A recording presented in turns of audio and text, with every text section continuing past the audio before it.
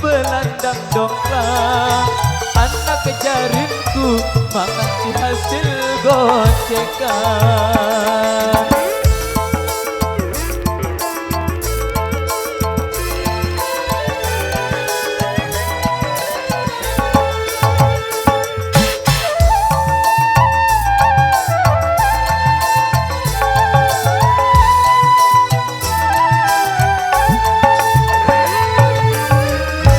Ya baik, sekedar informasi waktu jam 3.47 menit, waktu menjelang azan asar sudah tiba. Untuk sejarah kita break dulu dan nanti kita lanjut kembali sesuai melaksanakan ibadah sholat asar. Matur, thank you.